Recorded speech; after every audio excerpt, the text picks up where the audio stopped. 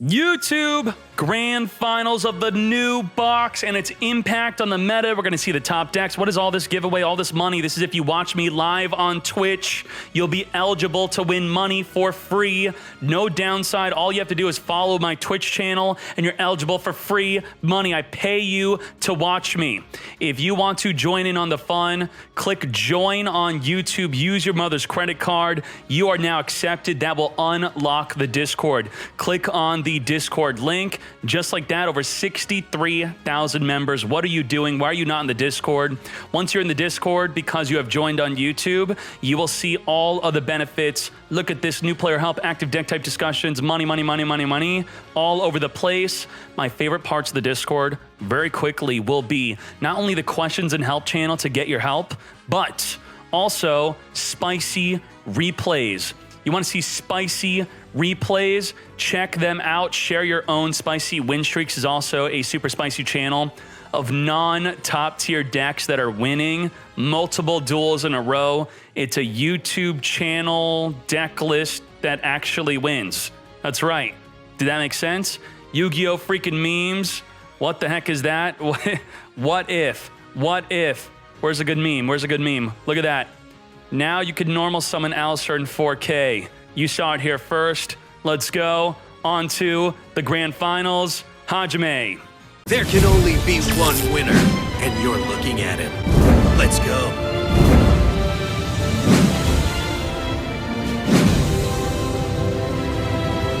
Grand finals are here. If you watch me live, not only do I give you money, but you could also earn star chips by watching for free. And then you could vote your star chips on matches on who you think's going to win. Let's hop into this epic duel. Whoever goes first in the Onomat matchup is at a massive advantage. Onomats want to go first. If we are looking at the meta going into this event, we could see on duellinksmeta.com that Onomats are the sole tier 1 deck, and that is both of them playing Onomats. The only deck in the grand finals. Let's go. Turn 1 Sister. Now, I'll tell you right now, this is not a good turn 1 play. Besides setting 3 back row, that's pretty good. Turn 1 is generally going to be having a coat alongside your sister to exceed into a bouncer to negate your opponent's plays so that you could follow up with Gaga Head. Now, you could still follow up with Gaga Head in this scenario, but Gaga Head is only going to be a single M7 or single bouncer draw. It's not going to turn into a lethal play, very likely. The opposing player summoning a sister, sister grabbing a Gaga Bolt. He can only use the Bolt if he controls a Gaga on the field. So this was an opportunity for -1 to potentially book a moon, flip down the sister, Canadia flip it down, something to deal with the sister, as he now gets to also special summon a Coat. Coat and the sister can make a rank 6 exceed. He can also use the Bolt to get popping. He's activating the sister, getting ready to exceed. Exceeding into, what's the play? Now he's Gaga bolting. Bolt the back row. The back row is likely chainable. Triple back row. MST. A pretty good hit if you're going to have back row to set as a follow-up. If he has no back row, then hitting that MST was really bad. It's random. Are we ready to exceed? Do we have another bolt? If we were to look at the Onomat deck type on the website, duellinksmeta.com, we could see the breakdown of how it's being played. How many are playing more than 1 bolt? Only 8% are playing more than 1 bolt. Bouncer is here. Bouncer will negate any monster effect activated on your opponent's side of the field. So if he has a follow-up Gaga Head, that's going to be the way to negate. If he does not activate Book a Moon, right, would you eliminate those cards if he did not activate it? What do you think? I end my turn. Were those the opportunities to activate the Book of Moon, Canadia, and Fiendish Chain, and also the Floodgate? Unless he's just holding and he's going to summon. He's got Book of Moon now. All right. So why did he not Book of Moon earlier? Because if he tribute summons for the Gaga Head will be level 6. So in a way, he kind of wanted his sister in the graveyard at the cost of a lot of life points. Gaga Head and sister would not have been able to exceed. Only if he had no cards in the field does it become a level 4. So very good holding on to that Book of Moon actually tricking his opponent into attacking into his sister. Get ready for a rank 6. Come forth, Shokan. Will he make a bouncer of his own? Yes, he will. He's also going to draw a card on the Exceed summon of the Gaga head. What could have been interesting is if he Book-a-Moon the bouncer to save life, he could have used Gaga Bolt to destroy his own sister, then summon the Gaga head. Here goes. But he did want to use that Gaga Bolt to search for the Gaga head in the first place, so him attacking over the sister was ideal. What would have happened if he just chose to not attack? Activate the spell card. Draw. You tell me, in the comments and the Twitch chat, was it a mistake to attack on his sister? Or he could have just searched for a coat, but by searching for a coat, he would have not drawn an additional card with the Gaga head. There's so many different things to factor in here. Due to draw, drawing 2 by discarding the Onomatopoeia. Book-a-Moon flipping down the bouncer. He could have a Lance. Lance could protect him from... Hey! That's a Lance. We're going to reduce the attack and be protected from the Book-a-Moon. Now, what are the other most likely cards? Book-a-Moon being the most likely. What is he most fearful of? Let's focus. Bouncer will negate the Gaga head from summoning the sister and the coat in the field. The Book-a-Moon was supposed to stop the bouncer. Does he choose to not commit to the field? He could be trying to calculate right now. What are the chances of -1 not drawing another monster? Ooh, if he had a monster to set and he chose to not set it, 2 back row, at least one of them will likely be something to stop this. But we know it's not another Book-a-Moon, right? If it was another Book-a-Moon, then he could have chained Book-a-Moon. Book-a-Moon, Lance, chain Book-a-Moon. So that should tell us he does not have Book-a-Moon. This is not coaching. This is just top-tier commentary. They're both in the grand finals because they know what they're doing. I set a card. He's set in, triple back row set.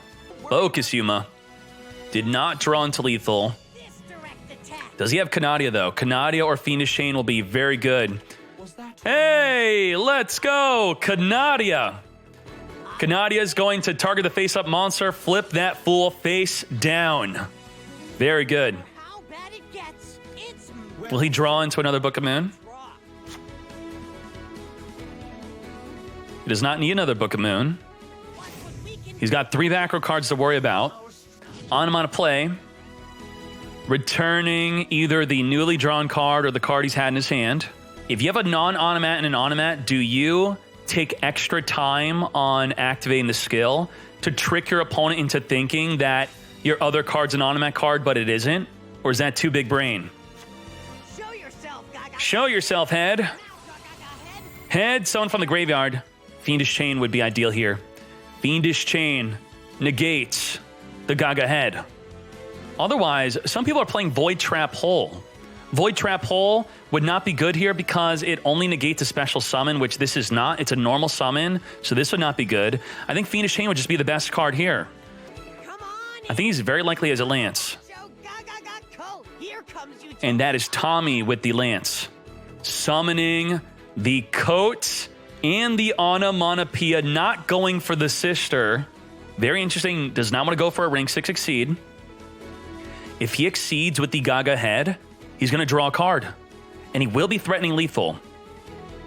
The thing about this is if you exceed with the Gaga head here, he is going to very likely be going for a Malevolent Sin. Malevolent Sin's only going to temporarily deal with the bouncer, but it will remove all of the materials. He's going to draw 2 at the doo-doo draw. Whoa, Book of Moon on the doo-doo draw. You will not be exceeding. Lance, what'd I say? I told you he has Lance. I told you. Because we knew he did not have another Book of Moon, he had to have a Lance. Over my set card. Double Book of Moon, double the money, flip that full face down, prevent the exceed. Was the doo-doo draw greedy? The draw 2. You know, his newly summoned monster, whatever he summoned, could have been Book of Moon anyway, but he would have at least drawn with the Gaga head. Now he's not going to be able to draw. There goes the draw. Hold up. He's changing his mind. He's leaving the Gaga head face up. So if he rips into a coat, he could special summon the coat. But he can't because the Gaga head says you cannot special summon beyond the Gagas that you summoned and using the extra deck with those monsters. Very interesting. He could have flipped the head face down if he wanted to. Come on in. Zuba coat, but does he have an onomatopoeia in the graveyard to special summon? He does not, because the onomatopoeia, which he has none, is just not on the field, not in the hand, not in the grave, nothing. That back row is nothing? Or is it?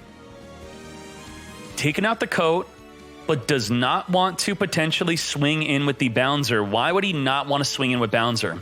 What is he fearing? What should he fear in the back row that he would not be swinging into? Did you just Papega say Floodgate? Are you Floodgate? Floodgate? Oh, it could be a Lance. It could be a Lance. Lance could reduce the Bouncer in the damage stat. It is not. Oh, no. No matter It's not a Book of Moon either. I mean, he would have used Kanadi or a Fiendish Chain.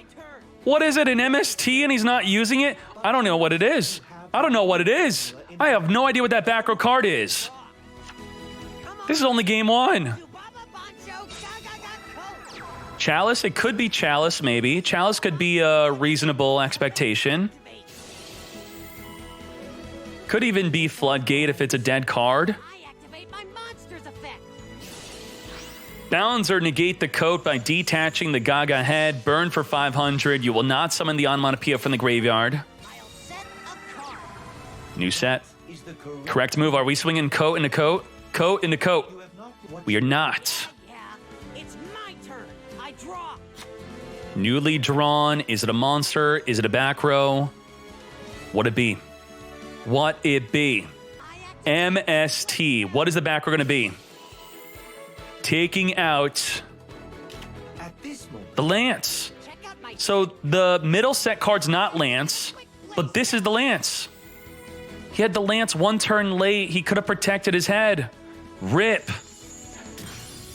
The Bouncer's still big enough to take out the coat. my monster. Take out the coat. Rip. 1,800 to the face. You think it's a dead Gaga Wind? It could be. It could be a bluff. If it is a bluff, that would be devastating. Bluffed Gaga Wind. Gaga Wind. No quick play effect. This is it. Let it rip. Now, Gaga Head is semi-limited alongside Sister, which means he has no great follow-up beyond a coat. Coat summoning the onomatopoeia would be his best play, but the Bouncer will negate his best play.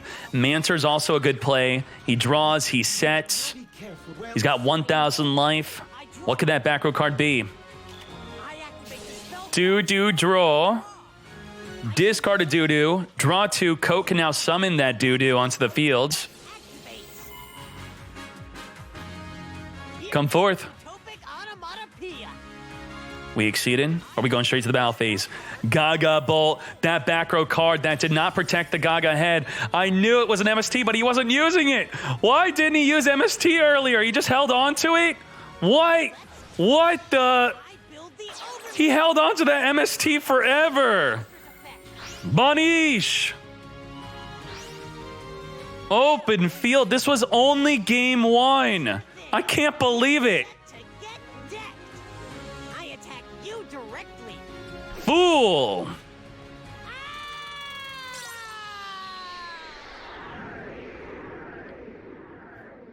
Do not tell me that you are going to give up. Good job, -1. Nope. Now, it is worth saying that whoever goes first is at an advantage. -1 did get to go first. Can Tommy go first this time? Can we have a first, then go first, back to back, change it up? Let's go. Oh, Tommy's going first. Very good. I'm very happy to see this. This is an incredibly fair grand finals. -1 went first. Now Tommy's going first. Let's swap up the names. Take every chance you can get, Yuma. Duel! My turn. This is how. Now, show everyone why you are a tier 1 deck by going first. Make a Bouncer, set 1 to 2 back row. You could do it quite consistently. The fact that he's thinking right now worries me that he does not have a good turn 1 play. He can't have coat, right? If he took that long to grab his sister to play with, it should have been immediate. You don't even think about it. You grab the sister, you play with her. I'll set a card. Yep, I was right. I was right. I was right. Are you kidding me? Where's the coat? Sister, but no coat. And a card. You thought for too long. Isn't this what -1 did game 1? He summoned sister, triple back row. Triple back row. What is the worst thing he could have in the back row? It is very simply, the worst thing would be triple Book of Moon, right? Just 3 books. 3 books. Returning the Gaga Bolt back into the deck to search for an Onomat. Summoning a sister. Sister on summon, activate, search in your deck for a Bolt. Now, Bolt is only activatable if you control a Gaga, so this would be the opportunity for Tommy to Canadia flip down the sister. Very good. But he could have Lance. Lance. Canadia gonna flip him down. He got MST. He didn't MST before summoning the sister. Could he have MST'd the Canadia? If I learned one thing from -1, -1 likes to hold on to the MST. He holds on to the MST. I think ideally he likes chaining MST to Fiendish Chain, or he loves setting it also and then chaining it to a back row removal. He wants the opponent to MST his MST, then he chains MST to a back row. He wants to get that +1. I set a card. Triple set. Here goes. Back to Tommy. You tell me, is that a good way to play MST? Always try to plus with it. Get that +1. Tommy, you got to play. Are you afraid of triple back row? Why are Onomats playing so many back row? Mana play. Returning the doo-doo draw for a coat. Rip Gaga head. If we have a Zubaba or Gagaga in play, we can... Zubaba coat. Come on. Special summon onto the fields. Poncho Gaga coat. Control-a-mats. Gaga sister. Changing the level of the coat. This is where we could see -1 flipping down a monster. Could book a moon. Did not book. Did not Canadia. That doesn't mean that he does not have Canadia and that he does not have book. He could just really be holding on to his back row. Some people like to play with the idea of never activate your back row unless they're going for lethal. If they're going for lethal, then we start flipping up the back row. This would be a definitive floodgate though, right? Floodgate definitely permanently flip down the M7. Hey, he held on to the book.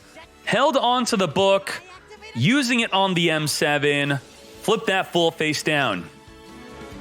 Should he have booked when there were 2 monsters leaving the sister exposed, or he essentially got more use out of his Book of Moon? He wasted an M7. He had 2 monsters. Now he only has 1 on the fields. I did not think that I would enjoy the Onomat mirror match this much in the grand finals. I was dreading this, but this is actually great. This is lovely. Gaga head. If he would have Book of Mooned after the sister, then he would have still been able to exceed it because the monster would have been level 6. Okay. Interesting. Interesting. Don't worry about me. What if he chained it, the Book of Moon to the Gaga sister? He's not even exceeding. The sister is a once per turn effect, so it messes it up anyway. Very good. It did not matter. Gaga sister is a hard once per turn. You can only play with your sister once per turn. Very good. Onomat play, return an Onomat back of the deck, search your deck for an Onomat. 1 back row card versus a Gaga head, which will only summon the sister.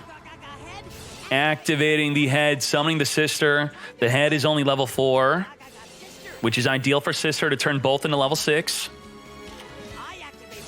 Now we're going to Gaga Bolt after activating the sister, taking out that back row card. It was a bluffed Gaga Bolt.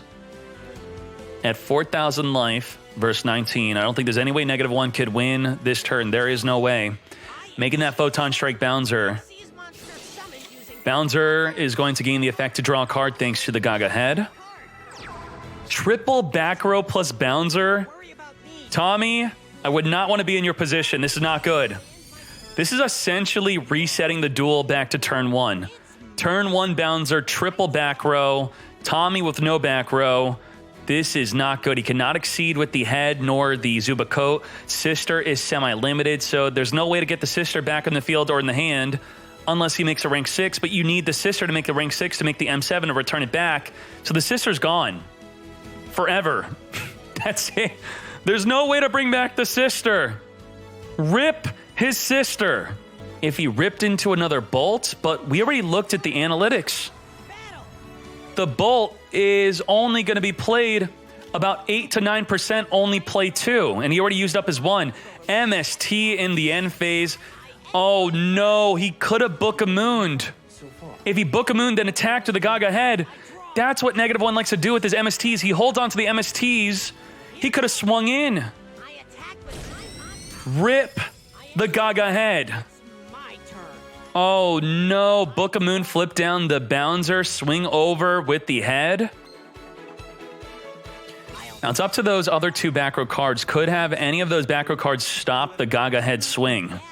He took out the Gaga head despite the Gaga head having no way to exceed, but it is 2100 attack. It is bigger than the defense of the Bouncer. It's also bigger than Bouncer if you lance the Bouncer, so that could be the main reason why he went for the Gaga head instead of the coats. No head, no sister. They're both semi-limited. He's out of juice. Is the correct? What I'm really interested in is what are those other 2 back row cards? Not the middle one. Could any of those 2 back row cards have stopped his Book-a-moon play if he would have Book-a-mooned the Bouncer then swung in with the head? 2700, tell me this is not lethal. There's no way. You got Book-a-moon. You got something. Lance? Ooh, that's enough to protect. Reducing him to 1900. Anything else? Take the 19. 600 life. Be careful, Yuma. I know. My turn.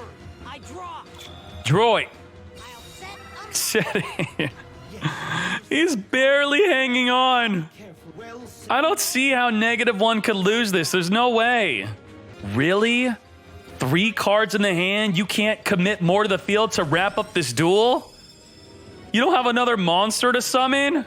I refuse to believe. Not well. Yeah, I draw. We drawing. You know what? I have a path to victory for Tommy. Zubaba Bancho Gaga coat. -1 could deck out. He's got 8 cards in his deck. If he waits 8 more turns, if he just sets 8 more monsters, then he's okay. Book-a-moon, all right. This is it. Check out my set card. Lance. And a quick Unaffected. So now we know that if he were to have Book-a-moon the Bouncer, he would have had a Book-a-moon and a Canadia to protect his Bouncer from the Gaga head. Canadia is going to summon onto the field, protecting his life points. He now has 2 monsters. Unfortunately for the Lance, it will not protect from the Canadia. Be careful, Yuma. I know. My turn. I draw. Does he really have 3 back row cards in his hand? That's why he didn't summon? Here comes you. Looking at the hand, he did have an onomatopoeia. He just didn't want to commit to it into that 1 back row card. Special summoning a coat alongside the onomatopoeia. To battle we go. This is it. Taking out the coat. Goodbye to the Canadia. And lethal to the face. 2-0 victory. -1. You are the Meta Weekly champion. Let's go.